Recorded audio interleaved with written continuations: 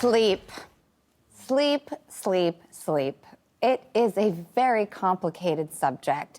Falling asleep, staying asleep. It's something we've all struggled with for years. I know I'm not alone. In fact, a recent study done by the National Sleep Foundation found over that half of our country has issues with sleep. I'm surprised it's that little.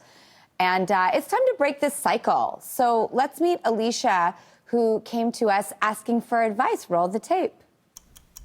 Hey guys, so I had a long day today. I had to work a double. I got home about an hour ago. Gonna try to get some sleep. I have to be up at 6, around 6:30, get the kids up, get them off to school and start my day at work. So I'm hoping that I could sleep through the night, get a good 5.5 hours of straight sleep, uninterrupted.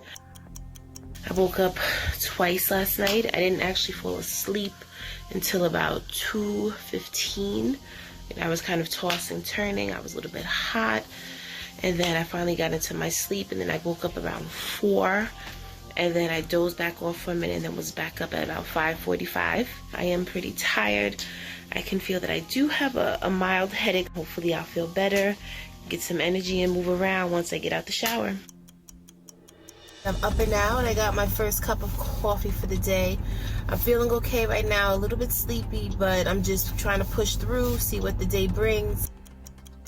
It's midday.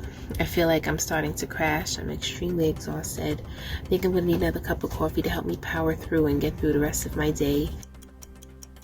I'm getting ready for bed, and I am dreading this because I know I'm going to have to do everything all over again tomorrow.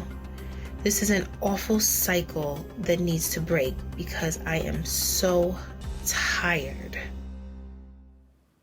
Alicia, I am just anxious for you. Alicia, hi. Hi, Drew. How are you? Tired, but I'm good. I'm good. How long have you been having these sleep issues? I've been having these sleep issues for about 2 years. You know, I'm a doctor, I'm a psychologist. I work in a psychiatric hospital as well as a correctional facility. So sleep is imperative for what I do. But sometimes I'm just so exhausted. I have migraines often. So it's just horrible. And I don't understand why. There are times that I can be in bed for 8 hours and I am still exhausted once I wake up. And I just don't understand why. Alicia, am I correct that you work at Rikers Island? Yes. And how long have you worked there? For 2 years. Right around when your sleep problems started? Yes. Okay. All right. Well, I am not the sleep expert, but I'm seeing 2 patterns here. That said, we have a sleep expert. So I'll speak to some of those other things, but can we bring her in? Yes, that would be great. All right, Alicia, let's do this. All right, sleep expert, Dr. Thanuja Hamilton is here to help. Hi, Dr. Hamilton, how are you? I'm great, so happy to be here. Us too, and I think that Alicia's case is sounding very specific, and I think we can attack it. What are the biggest causes of not being able to sleep? Yeah, there are a number of things that control our sleep. And sometimes it can be something insignificant or temporary or a lifestyle change that can affect our sleep and cause a chronic, persistent problem. So Alicia mentioned she works the double shift. So now her schedule is all over the place. And that's really important. Our sleep is controlled by our circadian rhythm or our internal clock, and it likes consistency. So it's important to have those consistent bedtimes if you can. A lot of people have Sunday night insomnia. That's when you sleep in on your days off or you nap all weekend long. And then when Sunday night comes, you've now set the stage for difficulty falling asleep for the rest of the week. Okay, so for the past week, Dr. Hamilton performed a sleep experiment with Alicia to help her examine her sleep patterns. Dr. Hamilton, what did you find? So a couple of things. For one thing, she went into REM sleep pretty quickly, which suggests either sleep deprivation or other sleep issues. You also had less REM sleep, Alicia. You were at about maybe 16% when normal REM sleep is 20 to 25%. And REM sleep is very important. That's our most restorative stage of sleep. So it's really important to get that REM sleep. What does she do? The first thing to do is to prioritize your sleep. You know, everyone sets a morning alarm so you're not late to work or that important meeting.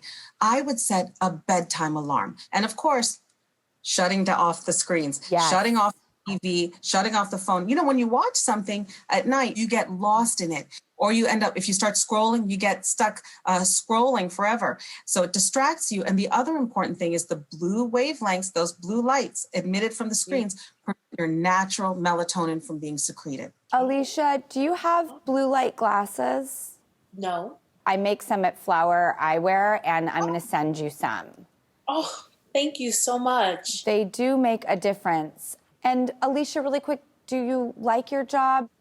I absolutely love my job. I love what I do. But on top of work, I'm a mother of 4. I'm a wife. So, you know, the lack of sleep definitely plays a major part in my home as well. And you used to exercise. I think you were in a triathlon, right? Yes. Yes. When did you stop exercising? Maybe about 1.5 years, 2 years ago, when I changed my work schedule and I started working at this new job. Did you find that you did sleep better when you exercise? Can you carve that out? I mean, if you're taking in everybody's stuff, where are you putting it out?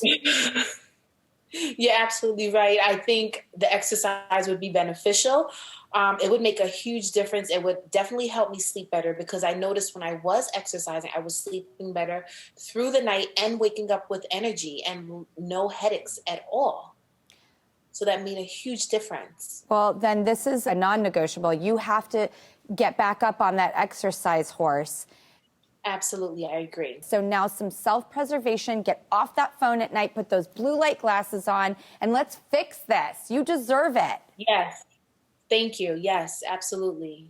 Okay, sorry, I got really passionate there. Alicia, we're going to go to commercial. Dr. Hamilton is going to give us more tools to help us get a good night's sleep with some other women who are going through the same thing, and we all deserve this.